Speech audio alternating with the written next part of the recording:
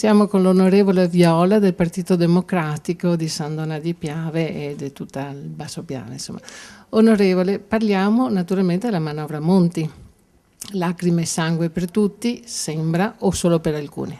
No, diciamo che la manovra è una manovra pesante per moltissimi cittadini, in modo particolare sono stati toccati vasti strati sociali.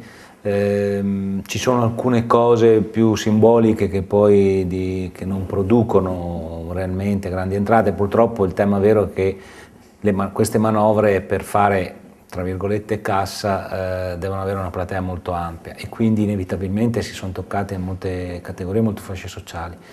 Il punto in due maniere sostanzialmente: attraverso la reintroduzione dell'ICI, che si chiamerà IMU, e che colpirà tutti sostanzialmente. Va notato che questa è una tassa che solamente in Italia non esisteva più, una posizione che quindi in qualche misura ci riallinea al resto d'Europa. D'altro canto l'operazione fatta da Berlusconi 3 anni fa aveva tolto uno strumento di federalismo fiscale vero da un lato e un'entrata certa. L'altro punto dolente sono le pensioni. Dal recente incontro col sindacato, i sindacati hanno poi confermato lo sciopero generale. Sì, perché inevitabilmente Monti non era in grado in questa fase di aprire una trattativa sui temi delle pensioni.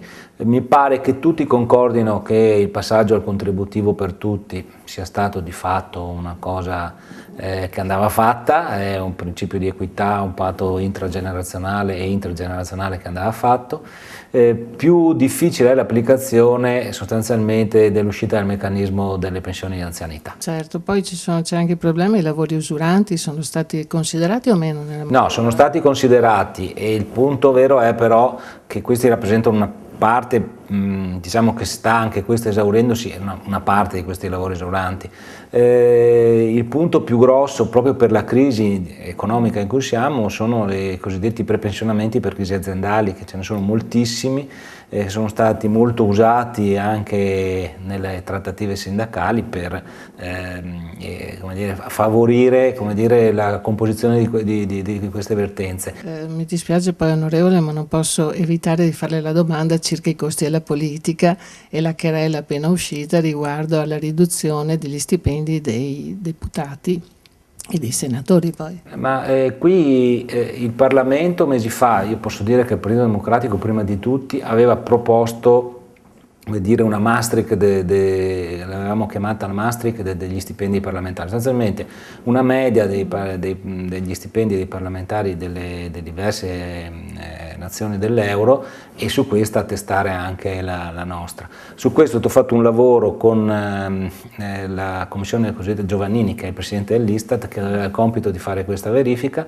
Il governo in questa fase aveva detto: se la commissione Giovannini non ci dà i dati subito, acceleriamo noi. Questa cosa non era possibile farla, ma è certo che questo sarà l'indirizzo che verrà preso, quindi non verrà né rinviato né non fatto. Senta, è una domanda finale, cioè la sua valutazione complessiva, la valutazione del Partito Democratico su questo intervento del governo Monti, e l'appoggio viene confermato, immagino.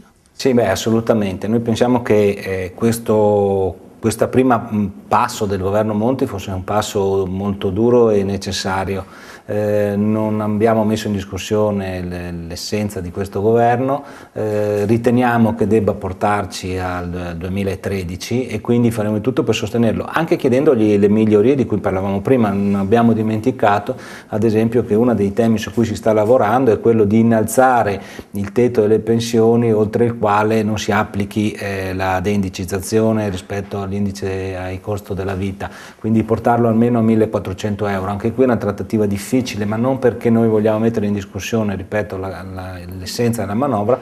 Questa manovra di fatto comincia a riformare il sistema paese. Noi in questi anni abbiamo perso troppo tempo, una parte della responsabilità ce l'ha la politica, non voglio stare qui a fare un discorso di parti. Oggi però è necessario che il governo Monti vada avanti, pur con tutte la capacità anche della politica di portare in una strada, se possibile, di equità più elevata per tutti i cittadini.